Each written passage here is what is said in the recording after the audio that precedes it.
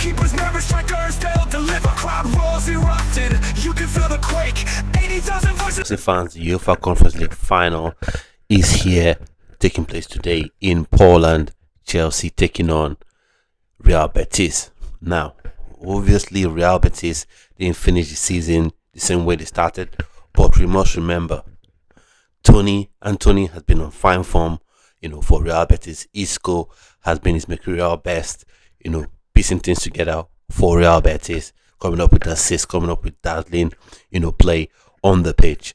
So for me, I think this is a game that Chelsea must take seriously, because this is Real Betis for me, no matter what you say, are the toughest test yet for Chelsea in this Conference League tournament. So Chelsea going into this tournament must go all out to win. Now we hear things like the year of the bird and things like that. Personally, I don't believe in things like that, but you must take this game seriously. You must approach this game with the intensity that it deserves. Once the game starts, you start positively, you start aggressively, be right up in the faces, right up in the grill of the Real Betis players, make it a high octane performance. Now, in this game, like I said in previous videos, I want to see Chelsea play simple but effective football. I don't want to see Malo Gusto tucked into midfield. I don't want to see Cucurella tucked into midfield. I want to see dynamic fullback play. Because with Antony on the wings, once you leave that space open on the flanks, definitely he's going to take advantage, because this Antony at Betis is not the Antony you used to know at Manchester United. He's completely different. Now, I don't want Enzo Maresca to overthink this game, because now he's coming up against a man in Pellegrini that he's described as his, football father. I don't want him going into the game overthinking it, and therefore, making tactical errors and tactical lapses that would hurt the team. Now, for me, I've seen pictures of Nkunku training and smiling and feeling happy, but we all know he will 95% believe in, Chelsea. And so for me, I think Nicolas Jackson has to start, though obviously what I think about him. I don't think he is that top striker to actually take Chelsea to where the club needs to be. But I think for this game, his pace and his physicality, I think that can serve Chelsea right. Cole Palmer definitely starts in the 10 role. Caicedo for me plays in that midfield. I'm not quite sure if Lavia can start, so maybe you have your Caicedo and your Enzo, in the defensive midfield roles. And then of course you have Reece James at right back. Either Reece James or Malo Gusto, whichever one Enzo Maresca goes with, I think would be able to do the job, to do the game justice. But it's just how he asks him to play. If he has them tucking tight into midfield and not being dynamic enough and not stretching the play, not creating additional width for the team, then I think it's going to be really, really difficult, for Chelsea. And then I've heard feelers that possibly Jorgensen could be starting. For me, I'm not quite sure how I feel about it, because I think, okay, he's been the keeper for the better part of the final of the UEFA Conference League, to maybe give him that opportunity. But for me, he hasn't actually done enough.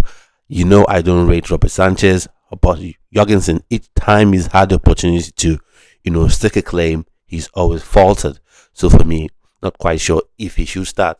Robert Sanchez has a big saving him every now and again, but that just tells you the state of Chelsea's goalkeepers. So right now, it could rightly be called a toss-up between Jorgensen and Robert Sanchez. And then at left back, of course, Cucurella. He's been outstanding this season. He's built off what he did last season. He's been phenomenal.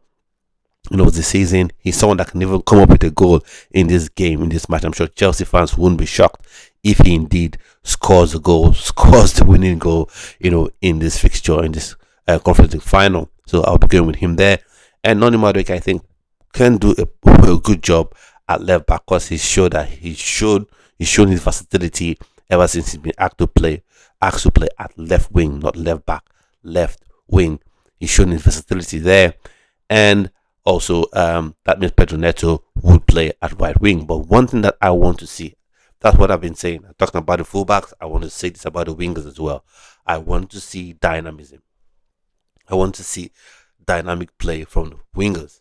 Like under Jose Mourinho, you used to have Iron Robben, and Damien Duff. Now, Iron Robben and Damien Duff, they always dovetailed. They always dovetailed. They always dovetailed. One would be on the right, one would be on the left, and the next minute they switch. They would switch, and it a bit similar to Chukunonso, Madueke, and Pedro Neto, in that they were both left-footed, just as you have these players being both left-footed. So I think they can have that dynamic play where you keep the right backs, you keep the full backs of Real Betis guessing as to who they're going to come up against. Is the power and pace of Noni Madueke, and I think the flair of Noni Madueke, or direct running of Pedro Neto. So I think that would keep them guessing and keep them on their toes, and possibly, outsmart them enough for Chelsea to get the victory in the game. And then Nicolas Jackson has to just keep going. He has to just keep going. I just pray he's clinical today, because I know he'll get those chances, but he just has to put them away. And then Cole Palmer, yeah, I think he should start, but Nkunku should be used in this game at some point, though we know he's living. We know he's living, but I think at some point he should be used either in place of Palmer or with Palmer, because that's what I wanted to see all season. Cole Palmer and Nkunku dovetailing, playing together, combining, as the two tens behind the striker. But we've come to the end of the season. Actually, the last game of the season, so maybe it's in this game where we'll see, these two players, playing together on at the same time for the first time in the 10 role, not having Nkunku playing in some weird hybrid winger striker role. So let's see how it goes. For me, I give the slight edge to Real Betis. Real Betis have been in excellent form this season, but they sort of tailed off, towards the end of the season. And every Chelsea fan like me will probably be praying that, they keep up with their poor form that they had towards the end of the season. So just could win this one. So I see Chelsea winning this one. I wouldn't say comfortably like 3 or 4-0, but maybe a 2-1 win. Just gets 2 goals and maybe 5 minutes to the end of the game, concede 1, so 2-1. Chelsea win. Happy days. Get the final trophy, European trophy, complete the set and have it, and have it in the trophy cabinet. Because if Chelsea wants to progress, this is the last opportunity to have the entire set. Because you don't want to play in the conference. Playing in the Conference League next season means you missed out on Champions League, and that means you've had a very, very bad season.